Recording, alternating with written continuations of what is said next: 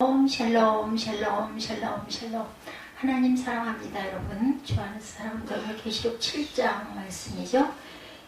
하나님의 인침을 받은 자들 1절에서 4절까지 이렇게 나와 있고, 오늘 제목이 인맞은 14만 4천과 능히 셀 수 없는 큰 무리, 말씀에 그대로 나와 있는 그 내용 그대로죠. 7장의 중요한 구절, 네 천사에 대한 이야기 1절에 이후에 내가 네 천사가 4명이죠. 4명의 천사가 땅 모퉁이에 선 것을 보니 이렇게 나와 있습니다. 세계대전의 조짐이라고 해석이 되어 있어요. 전쟁, 세계대전, 핵전쟁을 붙잡고 있는 천사들, 이렇게 해석이 되어 있네요. 계시록 9장 14절에서 18절에 네 천사를 놓아주라 하며 네 천사가 놓였으니 그들은 그년 월일 시에 이르러 사람 3분의 1을 죽이기로 준비된 자들이더라. 불과 유황과 연기, 이렇게 증거가 되어 있습니다. 이스라엘 자손의 각 지파 중 14만 4천이 4절이죠. 내가 인침을 받은 자의 수를 들으니 이스라엘 자손의 각 지파 중에서 인침을 받은 자들이 14만 4천 명이라. 이 부분 로마서 11장 17절에서 26절에도 증거되어 있어요. 만국 복음 전파와 이스라엘의 회개, 이는 만국에 복음이 전파되고 난 후에 이스라엘 민족이 회개하고 주께로 돌아올 것을 뜻합니다. 마태복음 24장 14절, 마가복음 13장 10절, 따라서 계시록 14 중에 14만 4천과는 그 의미가 다르다, 이렇게 나와 있네요. 로마서 11장 17절에서 26절, 이 신비는 이방에 충만한 수가 들어오기까지 이스라엘의 더러는 우둔하게 된 것이라. 그리하여 온 이스라엘이 구원을 받으리라, 이렇게 말씀하고 있어요. 능히 셀 수 없는 큰 물이라고 9절에, 이 일 후에 내가 보니 각 나라와 족속과 백성과 방언에서 아무도 능히 셀 수 없는 큰 무리가 나와, 이렇게 얘기하고 있죠. 흰옷을 입고 손에 종려가지를 들고 보좌과 어린 양 앞에 서서, 이것은 천국의 반열 가운데 제일 낮은 반열로 흰옷을 입은 자, 즉 환란을 이기는 자만이 들어갈 수가 있다, 이렇게 증거되어 있어요. 계시록에 여러 군데, 그리고 마태복음 20장 23절, 마태복음 19장 28절 이렇게 증거합니다. 계시록 4장 4절과 10절에 24장로의 반열, 계시록 14장 1절에서 5절에 14만 4천의 반열, 계시록 7장 9절 13절에서 14절, 셀 수 없는 큰 무리의 반열, 이렇게 증거되어 있어요. 흰옷 입은 자, 성도들로 옳은 행실을 가진 자를 말하고 있죠. 갈라디아서 3장 27절에 그리스도로 옷 입었느니라.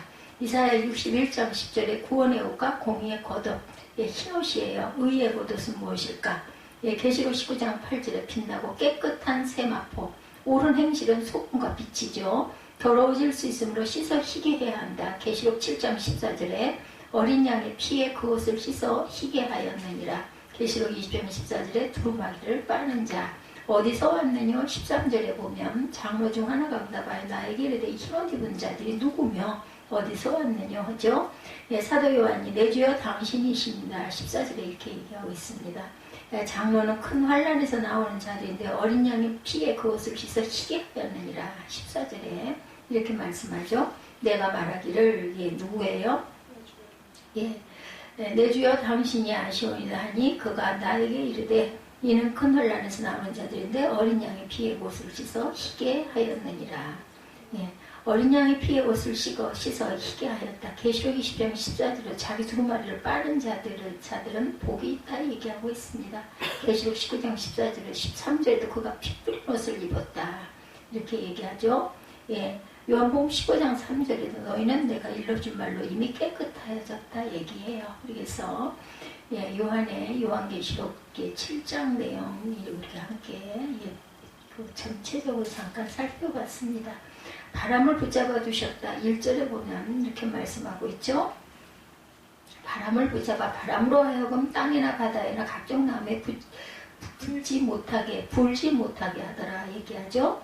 6번째 환상 이후에 삽입된 정경과도 같은 모습을 보게 된 요한은 네 천사가 땅 내 모퉁이에 선 것을 보았어요. 그곳에 천사들이 사방의 바람을 붙잡아 땅이나 바다에나 각종 나무에 불지 못하게 했어요. 여기서 땅과 바다와 나무는 각각 불신앙의 영역과 이 세상의 국가들, 이 세상 사람들을 상징하는데 이것들의 바람이 부는 것을 천사들이 붙잡아줬다는 것은 구원의 확보를 상징하는 성도들의 인침 이전에 환란이 오지 못하게 만류하는 것을 뜻합니다. 하나님께서는 성도들을 인치심을 통해 구원에 주시기까지 필요한 준비들을 모두 하고 계시다는 거죠. 하나님의 강한 능력의 팔입니다. 시편 89편 13절에 주의 팔에 능력이 있사오며 주의 손은 강하고 주의 오른손이 높이 들리우셨나이다. 하나님의 강한 능력의 팔은 능력 부여하시죠. 시편 89편 21절입니다. 내 손이 그와 함께하여 견고하게 하고 내 팔이 그를 힘있게 하리로다. 사무엘상 16장 13절에도 증거합니다. 하나님의 팔은 징벌을 의미하죠. 이사야 30장 30절에 야훼께서 그의 장엄한 목소리로 듣게 하시며 혁혁한 진노로 그의 팔에 치심을 보이시되 맹렬한 화염과 폭풍과 폭우와 우박으로 하신다. 하나님의 자녀들을 인치셨어요. 3, 4절에 이르되 우리가 우리 하나님의 종들의 이마에 인치기까지 땅이나 바다나 나무들을 해하지 말라 하더라. 내가 인침을 받은 자의 수를 들으니 이스라엘 자손의 각 지파 중에서 인침을 받은 자들이 14만 4천이다. 인침에 대해서 말씀하고 있죠. 예, 그 천사가 말한 이스라엘 자손의 각 지파 중에서 임 맞은 자들의 수는 각 지파당 1만 2천 명씩 모두 14만 4천 명. 그러니까 각 지파당 1만 2천 명씩 14만 4천이다. 이 부분에 대한 해석은 매우 어려운 부분이므로 해석의 주의가 굉장히 요구됩니다. 조심해야 돼요. 여기서 이스라엘 자손의 각 지파란 문자적으로 유대민족을 일으킨다고 보기보다는 영적 이스라엘, 성도들을 의미하는 것으로 보는 것이 옳겠습니다. 계시록은 이스라엘의 민족적 미래된 책이라기보다는 전 인류에 대한 미래적 구원의 역사를 기록한 책이죠. 이스라엘 민족에 대한 얘기만이 아닙니다. 모든 인류, 지파들의 순서와 내용도 이스라엘의 혈통적 특징보다는 영적 특징을 보여주고 있습니다. 그리스도께서 나신 지파인 유다 지파가 가장 먼저 기록되고 있고 적그리스도가 출현하는 것으로 알려진 단 지파는 빠져있는 것이 그 영적 특징을 보여줍니다. 적그리스도에 출현하는 것으로 알려진 단 지파 빠져 있어요. 14만 4천 명에 대해서도 여러 가지 해석이 있어요. 중요한 것은 각 지파의 1만 2천 명이 12지파의 1000배, 12의 1000배, 12는 하나님의 수인 3과 세상의 수인 4를 곱한 수, 3, 4, 10이죠. 하나님의 숫자 3, 세상의 숫자 4.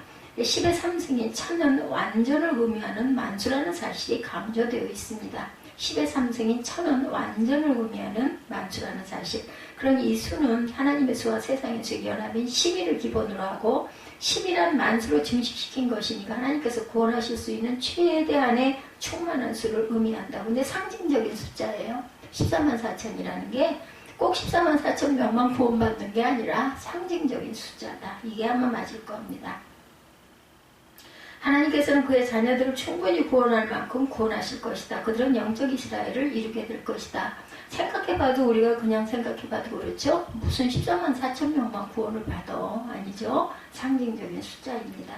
보호자이신 그리스도 디모데후서 4장 17절에서 18절입니다. 주께서 내 곁에 서서 나에게 힘을 주심은 나로 말미암아 선포된 말씀이 온전히 전파되어 모든 이방인이 듣게 하려 하시니 내가 사자 입에서 건짐을 받았느니라. 이렇게 말씀하고 있어요. 디모데후서 4장 18절에 주께서 나를 모든 악한 길에서 건져내시고 또 그의 천국에 들어가도록 구원하시니 그에게 영광이 세세 무궁토록 있을지어다. 아멘. 보호자이신 하나님이시죠. 시편 18편 2절입니다. 야훼는 나의 반석이시오 나의 요새시오 나를 건지시는 이시오 나의 하나님이시오 내가 그 안에 피할 나의 바위시오 나의 방패시오 나의 구원의 뿌리시오 나의 산성이시로다. 성도들과 천사들의 하나님입니다. 이스라엘 각 지파 중에 입맞은 자의 수처가 밝혀진 후에 요한은 각 나라와 족속의 큰 무리들이 흰옷을 입고 손에 종려가지를 들고 보좌과 어린 양 앞에 서서 큰 소리로 외치는 것을 들었어요. 이들이 존재에 대해 14만 4천 명을 유대인으로 보는 사람들은 이방인 성도들을 가리킨다고 주장할지 모르지만 각 나라와 족속과 백성과 방언에서 아무라도 능히 셀 수 없는 큰 무리란 셀 수 없는 사람들에 대한 유래를 말해주는 것이죠. 그러므로 이들은 앞에 하나님의 종들과 같은 사람들을 말하는 것이죠. 그들의 외침은 구원하심이 보좌에 앉으신 우리 하나님과 어린 양에게 있도다. 우리 찬양 많이 하죠. 이 찬양은 천상에 있는 성도들의 신앙 고백으로 이 세상에 있는 성도들의 고백과 거의 차이가 없는 것이 특징입니다. 예, 5절부터 보면 유다 지파 중에 인침을 받은 자가 12,000이요. 루벤 지파가 쭉 나오죠. 이 루의 9절에 내가 보니 각 나라와 족속과 백성과 방언에서 아무도 능히 셀 수 없는 큰 무리가 나와 흰 옷을 입고 손에 정류가지를 들고 보좌과 어린 양 앞에 서서 10절 큰 소리로 외쳐 이르되 구원하시니 보좌에 앉으신 우리 하나님과 어린 양에게 있도다 하니 모든 천사가 보좌와 장로들과 내 생물의 주위에 서 있다가 보좌 앞에 엎드려 얼굴을 대고 하나님께 경배하여 이르되 아멘. 찬송과 영광과 지혜와 감사와 존귀와 권능과 힘이 우리 하나님께 세세도록 있을지어다. 아멘 하더라. 장로 중 하나가 응답하여 나에게 이르되 이 흰옷 입은 자들이 누구며 또 어디서 왔느냐 하고 묻죠. 13절에 보면 이러한 찬양이 울려 퍼지고 있을 때 한 장로가 요한에게 말하죠. 머리 숙여 경배함. 출애굽기 4장 31절에 백성이 믿으며 여호와께서 이스라엘 자손을 찾으시고 그들의 고난을 살피시죠. 살피셨다 함을 듣고 머리 숙여 경배하였더라. 엎드려 경배합니다. 역대하 7장 5절에 솔로몬 왕이 드린 제물이 소가 22,000마리요 양이 120,000마리라. 이와 같이 왕과 모든 백성이 하나님의 전에 낙성식을 행하니라. 경배자는 하나님의 기쁘심을 받습니다. 로마서 14장 18절에 이로써 그리스도를 섬기는 자는 하나님을 기쁘시게 하며 사람에게도 칭찬을 받느니라. 경배자는 유업의 상을 받아요. 골로새서 3장 24절에 이는 기업의 상을 주께 받을 줄 아나니 너희는 주 그리스도를 섬기느니라. 성도들이 늘 영광스러운 축복입니다. 5절부터 17절까지 흰옷 입은 자들에 대해서 13절에 말씀하고 있죠. 예, 이 흰옷 입은 자는 누구냐? 예, 장로가 묻죠. 요한에게 흰옷 입은 자들이 누구냐? 어디서 왔느냐고 질문 안 하지만 요한이 그것을 알 리가 없죠. 14절에 요한은 내 주여 당신이 알리다. 그래서 그 장로는 요한에게 말하기를 그들은 큰 환란에서 나온 자들인데 어린 양의 피에 곳을 씻어 희게 한 자들이라고 말하죠. 14절에 내가 말하기를 내 주여 누구예요? 요한이죠. 당신이 하시오나이다 하니 그가 나에게 이르되 이는 큰 환란에서 나오는 자들인데 어린 양의 피에 그것을 씻어 희게 하였느니라. 그러므로 그들이 하나님의 보좌 앞에 있고 또 그의 성전에서 밤낮 하나님을 섬김에 보좌에 앉으신 이가 그들 위에 장막을 치시리니 그들이 다시는 줄이지도 아니하고 목마르지도 아니하고 해나 아무 뜨거운 기운에 상하지도 아니하리니 이는 보좌 가운데 계신 어린 양이 그들의 목자가 되사 생명수 샘으로 인도하시고 하나님이 그들의 눈에 눈물을 씻기셨다. 이렇게 말씀하고 있죠. 예, 눈물을 씻어주실 것입니다. 하나님을 잘 섬기면 이렇게 귀하게 여김을 받는다라는 거죠. 예, 이 말씀을 통해서 우리는 성도가 구원하는 것이 단순히 그리스도의 보혈의 피로 제사함을 받는 것에 의함이지 어떤 다른 공로나 노력으로 가능한 것이 아님을 새삼 확인합니다. 요한이 내 주여 당신이 알리다. 예, 그러자 그 장로는 요한에게 말하기를 그들은 환란에서 나온 자들인데 어린 양의 피에 옷을 씻어 희게 한 자들이다. 인간은 누구나 죄인이죠. 반드시 그리스도를 통한 사죄의 문을 통해서만 구원을 얻을 수 있어서 어떤 선행으로 되는 게 아니죠. 아울러 위에서 장로가 말하는 큰 환란이나 지상의 생에서 받은 개인적인 환란을 말하는 것이 아니라 장차 재림 이전에 닥칠 최고의 대환란을 가리킵니다. 즉 요한이 보는 환상은 최고의 대환란을 통과한 후에 하나님 앞에서 선 순교자들에 대한 예언인 것이죠. 하나님을 잘 섬기면 귀하게 여겨진다는 요한복음 12장 26절에 사람이 나를 섬기려면 나를 따르라 이렇게 말하고 있습니다. 나 있는 곳에 나를 섬기는 자도 거기 있으리니 사람이 나를 섬기면 내 아버지께서 그를 귀히 여기시리라. 요한복음 12장 26절입니다. 하나님을 경외하며 섬겨야 한다. 시편 2편 11절이죠. 야훼를 경외함으로 섬기고 떨며 즐거워할지어다. 부지런히 열심을 품고 섬겨라. 로마서 12장 11절에 부지런하여 게으르지 말고 열심을 품고 주를 섬기라. 겸손과 인내로 섬겨야 한다. 사도행전 20장 19절입니다. 곧 모든 겸손과 눈물이며 유대인의 관계로 말미암아 당한 시험을 참고 주를 섬긴 것 이렇게 말하고 있습니다. 성도들이 누릴 영광과 축복이죠.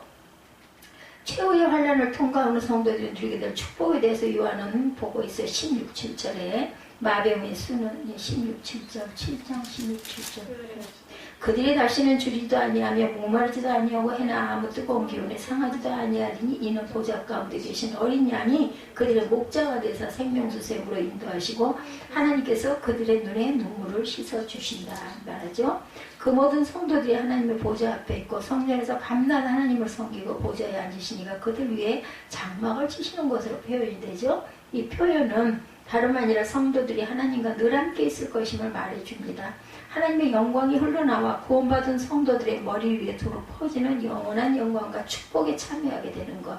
또한 하늘의 성도들은 다시 줄이지도 않고 목마르지도 아니하며 해나 아무 뜨거운 겨울에도 상하지 아니할 것이다. 천국은 어떤 피해나 사고도 없이 완벽하게 보호받는 장소. 이러한 영광과 축복이 가능한 이유는 보좌 가운데 계시는 어린 양이 그 성도들의 목자가 되어주시고 생명수 샘으로 인도하시고 하나님께서 성도들의 모든 눈물을 씻어주셨기 때문이다. 하나님을 섬기면 영원한 축복을 주십니다. 계시록 22장 3절에도 다시 저주가 없으며 하나님과 그 어린 양의 보좌가 그 가운데 있으리니 그의 종들이 그를 섬긴다. 그리고 모든 자의 눈물을 씻어주신다 그러죠.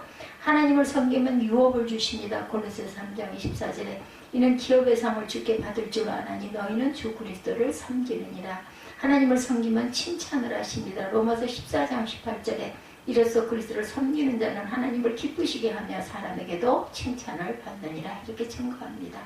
희생양이 되셨던 그리스도가 이제 선한 목자로 언제까지나 성도들을 돌보아 주시는 모습은 아주 아름다운 모습이죠.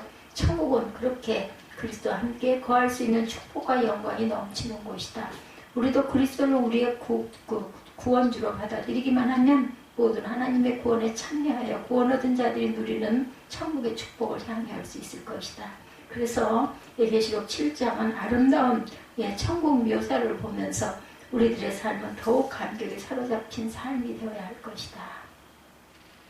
7장에서는 인침받은 13만 4천 명과 능히 셀 수 없는 큰 무리장이다 이렇게 말합니다. 6장에서는 예수님의 임되는 장이었어요.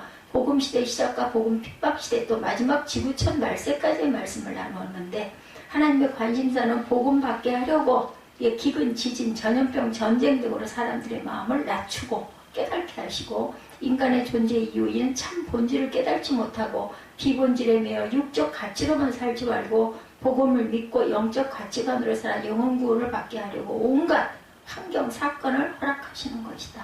우리를 구원하시기 위해서. 그 다양한 진노의 환경 속에서 깨닫고 떤 하나님의 음성을 듣고 돌아오라고 부르시는 하나님의 음성. 이걸 끝까지 못 듣는 자들이 많죠. 돌아와 마음이 고난이여 길이 참 어둡고 매우 험악하니 집을 나간 자여 어서와 돌아오라 어서와 돌아오라. 우리 찬양 잘 알죠. 입맞은 14만 4천 명 1절에서 8절입니다. 7장 1절에서 4절은 인치는 장이에요. 인친다는 말은 너는 내 것이다 하는 증거로 하나님의 소유를 삼는 것, 사단이 더 이상 손을 못 대게 하려고. 5절에서 8절은 이스라엘 백성 중에 지파별로 인치는 상징 숫자죠.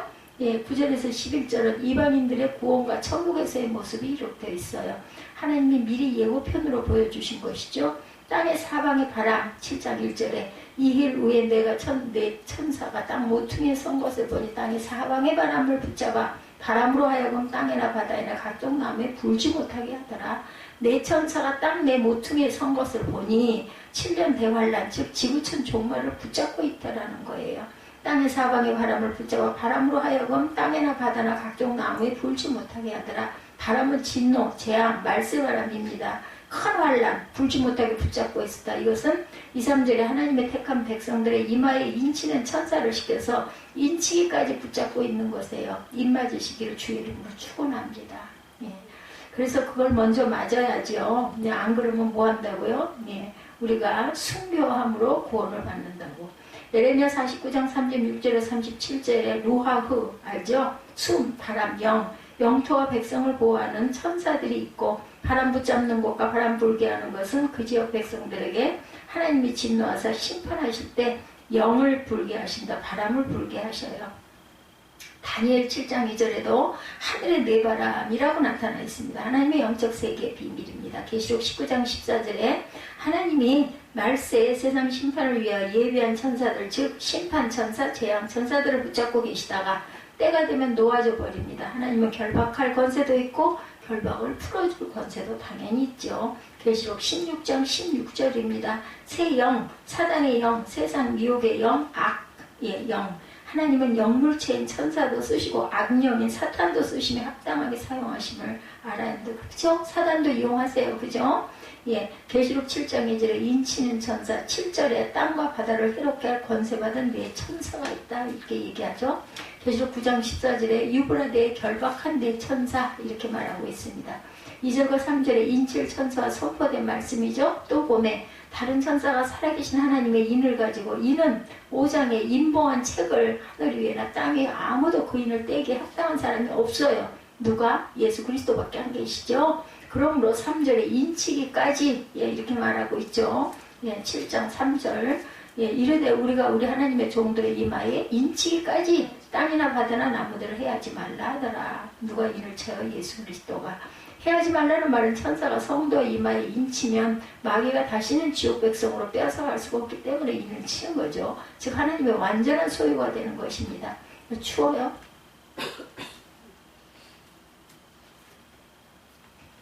저거 말라고.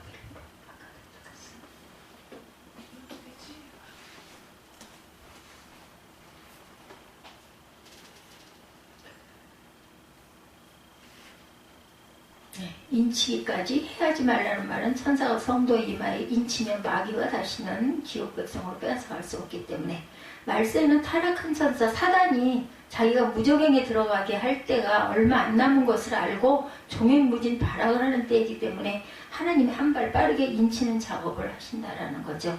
예, 그래서 4절에서 8절 이스라엘 자손 중 입맞은 자 14만 4천 명. 놀랍게도 이스라엘 백성 중에 입맞은 자의 수가 각 지파별로 똑같은 12,000명씩이라는 거죠.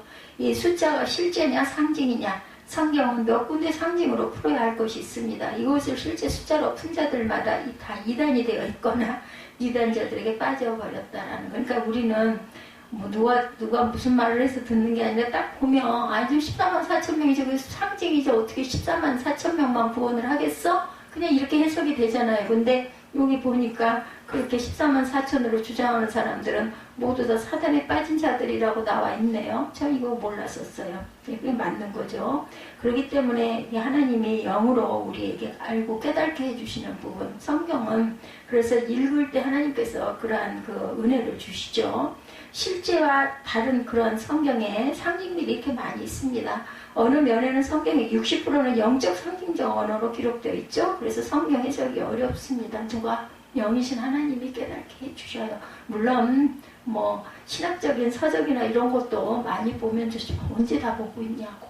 그 많은 걸 그냥 이렇게 딱 볼 때 깨달는 게 좋지. 그래야 머리에 흰머리가 안 나지. 그냥 은혜로 너무 감사하잖아요. 그걸 머리가 빠지게 그 책을 수백 권을 통독을 한들 뭐 나 같은 사람은 잊어버리지.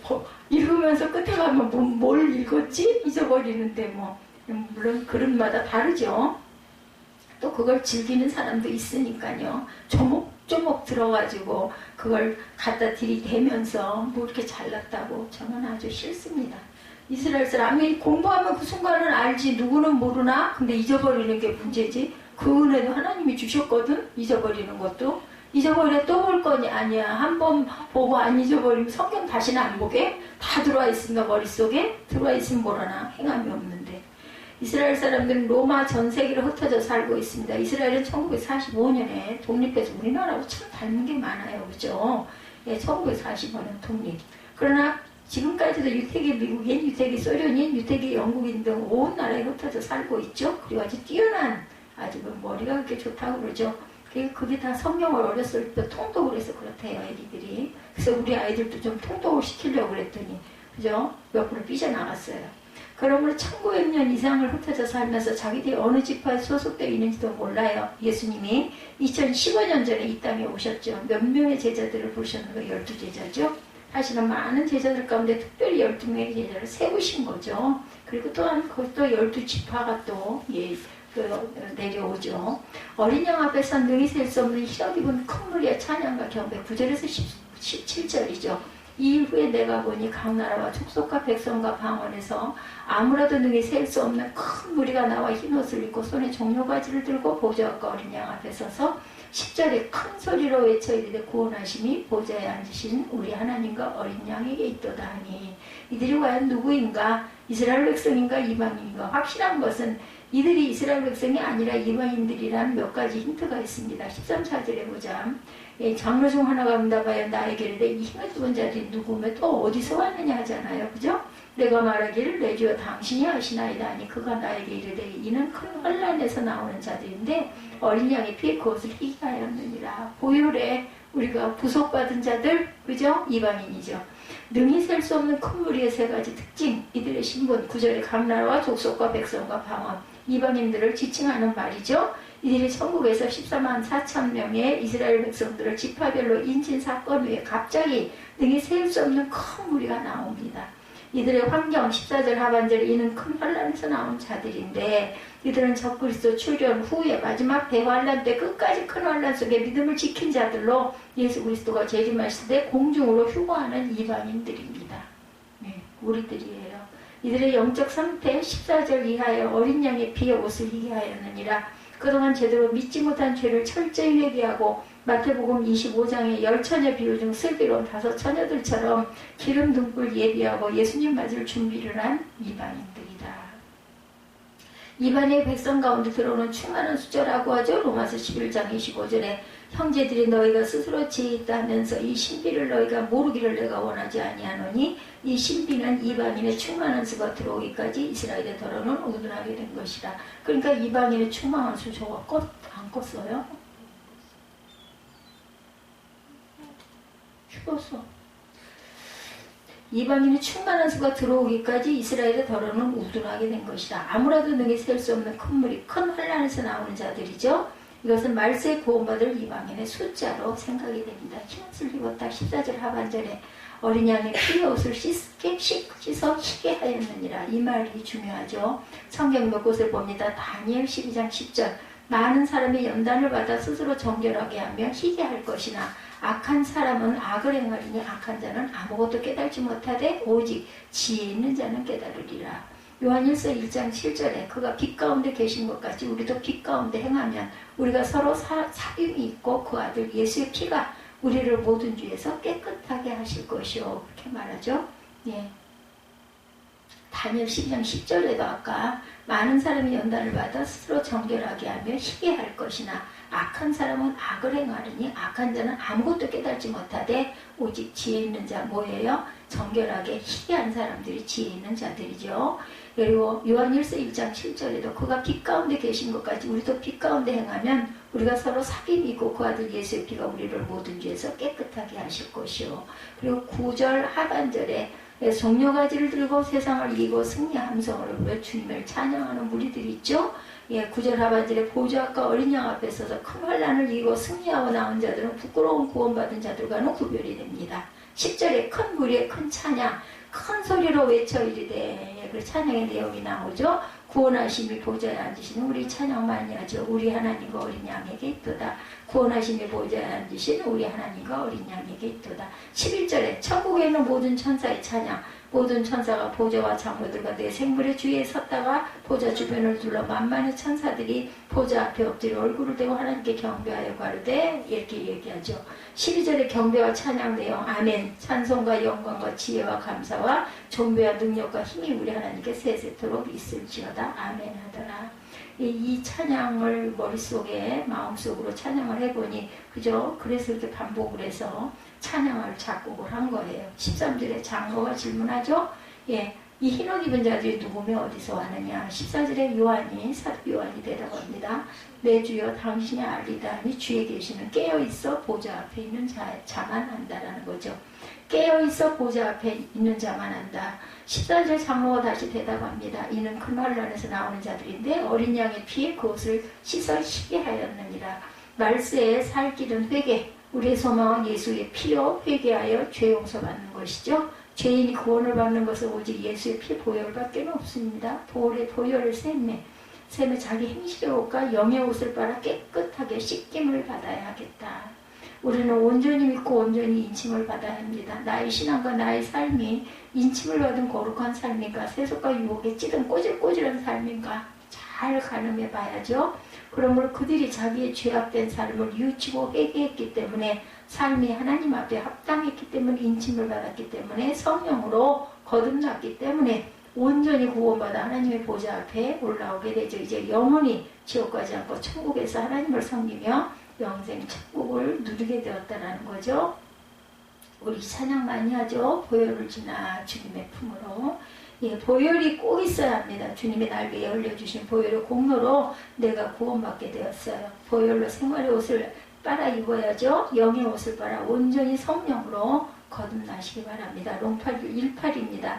생각하건대 현재의 고난은 장차 우리에게 나타날 영광과 비교할 수 없도다. 눈을 크게 뜨고 천국 이상을 제대로 가시기를 바랍니다. 믿음은 허상이 아니죠. 믿음은 영적 실제고 예, 실상입니다. 히브리서 11장 1절에 믿음은 바라는 것들의 실상이요 보이지 않는 것들의 증거다. 오늘 본문 15절에서 17절에 보좌에 앉으시니 어미와 하늘나라에서 누리는 영원한 축복과 특혜에 대해서 하나님의 보좌 앞에 있고 밤낮 하나님을 섬기며 하나님이 그들 위해 장막을 치실 것이요 구별된 백성으로 보호받는 것 다시는 줄이지도 목마르지도 아니하고 아무 뜨거운 기운에 상하지도 아니한다. 이 모든 것은 어린 양이 목자가 되시고 생명수 샘으로 인도하시고 천부 하나님의 그들의 눈에서 모든 눈물을 씻어주실 것이기 때문이다. 아멘. 뭐 위로를 얼마나 받아요. 그죠? 이 말씀에 뭐 누가 말을 만들어 한 게 아니라 성경에 딱 나와 있는 내용이니까 6장에서 요한은 인심판을 계시하고 마지막에 그들의 진노의 큰 날이 이르렀으니 누가 능히 서리요 했어요. 그죠? 무서운 어린 양의 진노를 하나님의 대적은 절대 피할 수가 없습니다. 그렇다면 그 진노 중에 하나님의 백성은 어떻게 될까? 계시록의 카메라는 이제 하나님 백성을 집중 조명합니다. 1절 상반절 앞쪽에 예, 전환할 때마다 2일 후에 항상 이렇게 얘기하죠. 2일 후에 10장 맨 그 시작에 이렇게 나옵니다. 2일 후에 어떤 일에 6장 마지막 절 진노의 큰 날이 이르렀으니 누가 능히 서리요 하더라. 2일 후에 인침받은 14만 4천 명이 나왔다라는 거죠. 예, 이 환상 후에라는 뜻이죠. 환상에서 전환됨으로 시간 순서상 다음에 일어날 사건을 뜻하지는 않는다라는 것. 지금까지 어린 양이 진노 대상을 주목했는데 전환해서 이제는 어린 양의 구속 대상을 주목합니다. 1절에서 8절은 지상을 배경으로 9절에서 10절은 천상의 배경으로 하나님 백성을 주목하죠. 요한은 네 천사가 땅 네 모퉁이에 선 것을 보았어요. 계시록에서 땅은 천상과 대조되는 영역입니다. 하늘에 속하지 않고 적대자들의 거주 공간입니다.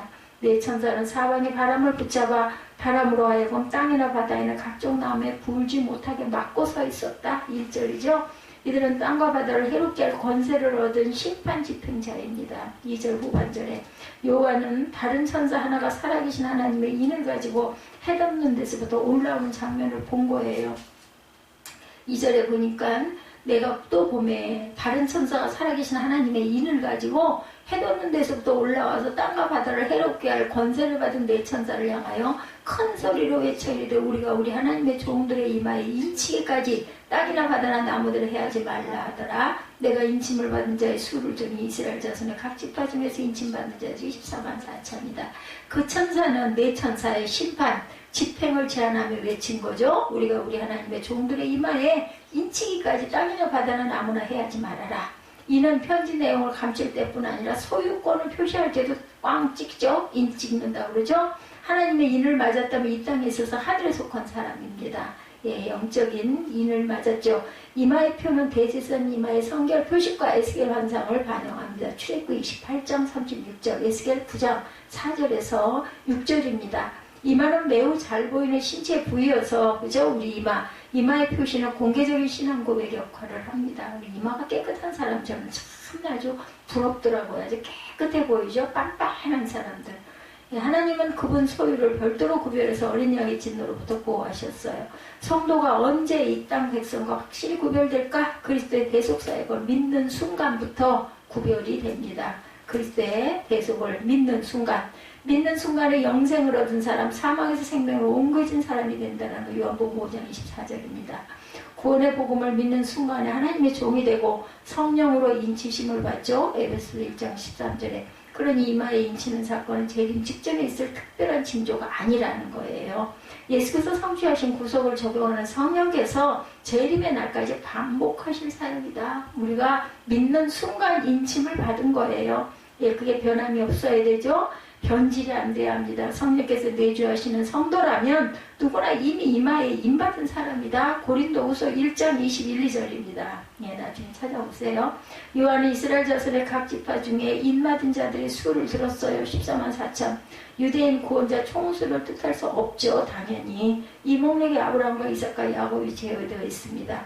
구약에서는 이스라엘 민족을 제사장의 나라요 거룩한 백성이라 불렀어요. 출애굽 19장 6절. 그런데 신약에서는 그 표현을 교회에 적용합니다. 베드로전서 2장 9절에 그죠? 우리는 모두 제사장들이다 아시죠? 이스라엘 혈통이라고 해서 모두 이스라엘 사람으로 여기지는 않습니다. 속히 유대인이라야, 예, 속이 유대인이라야 참 유대인이다. 로마서 2장 28, 9절이죠. 예. 로마서 9장 6절에 예, 이스라엘 혈통이라고 해서 모두 이스라엘 사람이 여기지 않는다. 무릇 표면적 유대인이 유대인이 아니요 표면적 육신의 할례가 아니니라.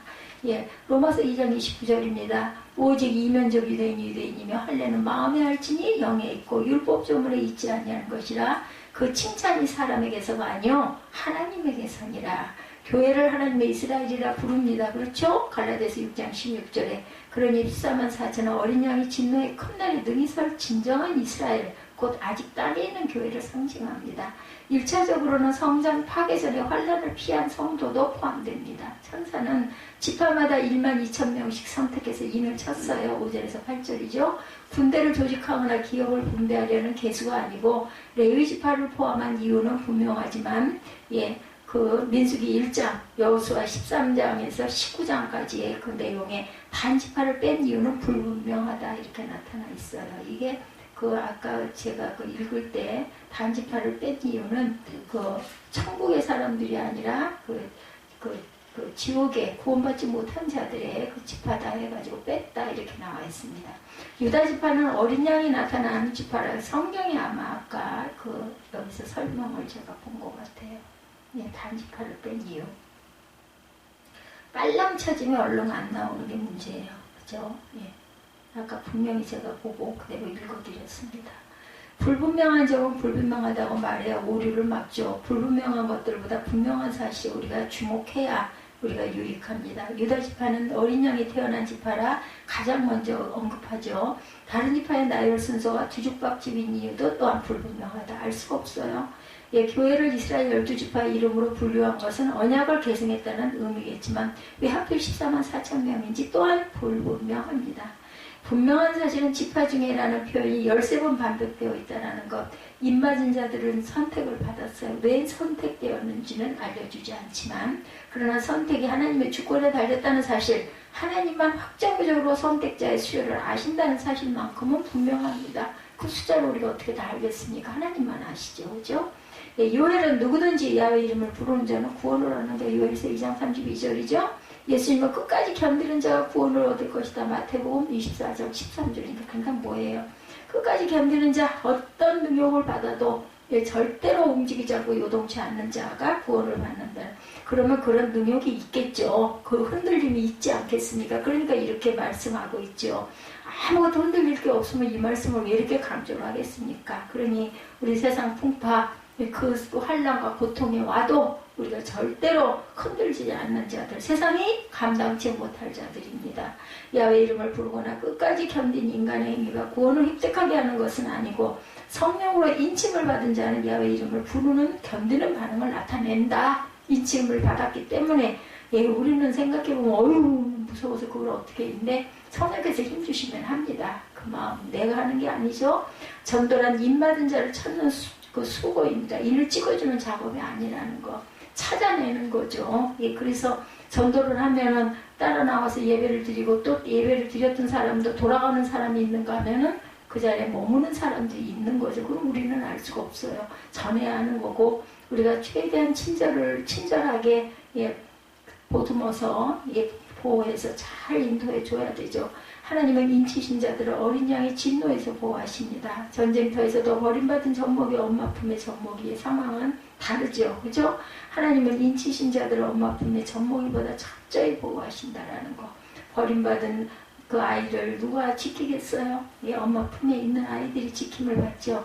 지상장면이 2일 후라는 표현과 함께 다시 천상장면으로 전환이 됩니다. 요한은 각 나라와 족속과 백성과 방언에서 아무라도 능히 셀 수 없는 큰 무리를 보았어요. 9절 상반절이죠. 무뼈를 셀 수 있나 보라. 내 자손이 이와 같으리라 하신 말씀이 연상이 됩니다. 창세기 15장 5절이죠.